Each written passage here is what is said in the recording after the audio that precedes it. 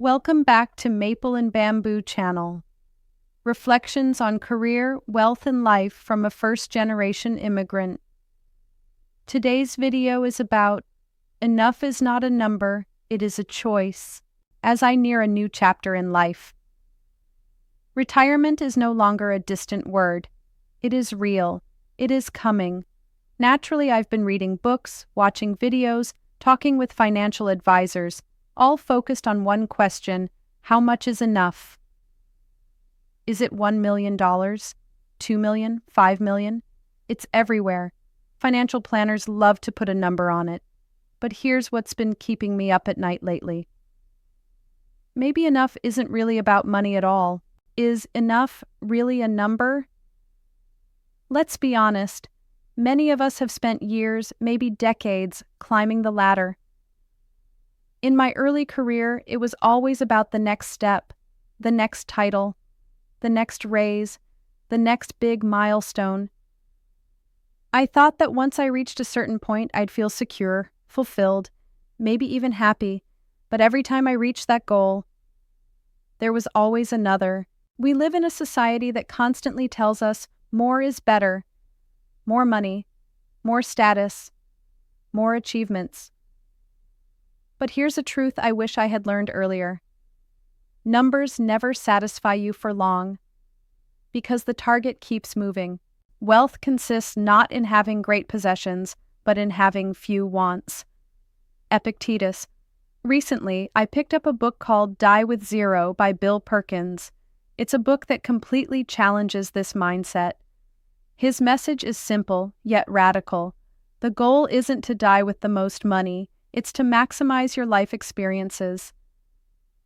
He argues that many people spend their healthiest years accumulating wealth they may never actually enjoy.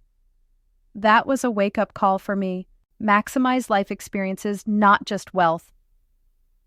Die with zero.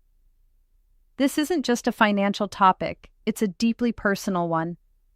Another book I often think about is The Top 5 Regrets of the Dying by Bronnie Ware, an Australian nurse who spent years caring for people near the end of their lives.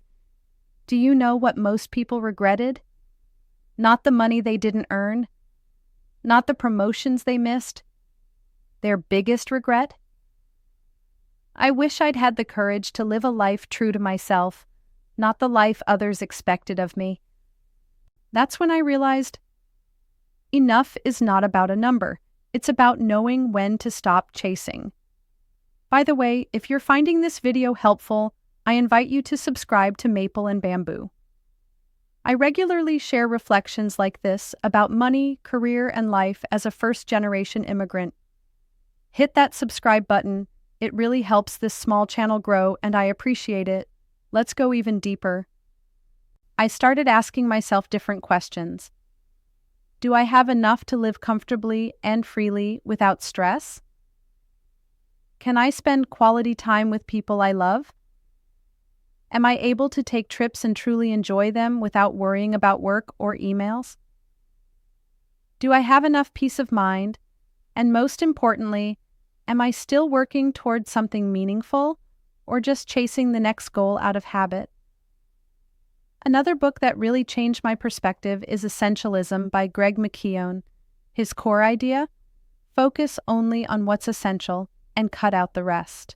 Sometimes our pursuit of more isn't about money or status at all. It's about distractions, fears, even societal expectations. If you don't prioritize your life, someone else will. Essentialism. And then there's Your Money or Your Life by Vicki Robin, a classic in personal finance. That book asks a very tough question.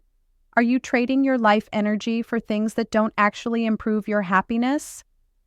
Money is something we trade our life energy for. Your money or your life. Here's the truth I've come to accept. Enough isn't something you'll discover at a certain bank balance.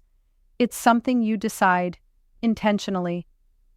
Enough is not a number, it is a choice. Today, my enough looks different than it did in my 20s or 30s. I value my health, my peace of mind, time with my family, slow, meaningful work, new experiences. Here's what I want to leave you with today. Take some time to ask yourself these simple but powerful questions. 1. What truly brings me peace and fulfillment? 2. Am I still working towards something meaningful or just chasing the next thing out of habit? 3. Is this next goal adding joy or just adding stress? Define your enough and live with more peace, presence, and freedom. You don't need to wait until retirement to decide what's enough for you. The sooner you define it, the sooner you can start living a more intentional, joyful life. Because in the end, enough is not about settling. It's about choosing what really matters. If this video resonated with you, I'd love for you to subscribe to Maple and Bamboo. I share reflections on money, career, and life from the perspective of a first-generation immigrant who's walked the long road of corporate life and personal growth. And don't forget to check out my blog for more stories like this. Blog. https://mapleandbamboo.blogspot.com. Thank you for watching, and remember, enough is not a number, it's a choice.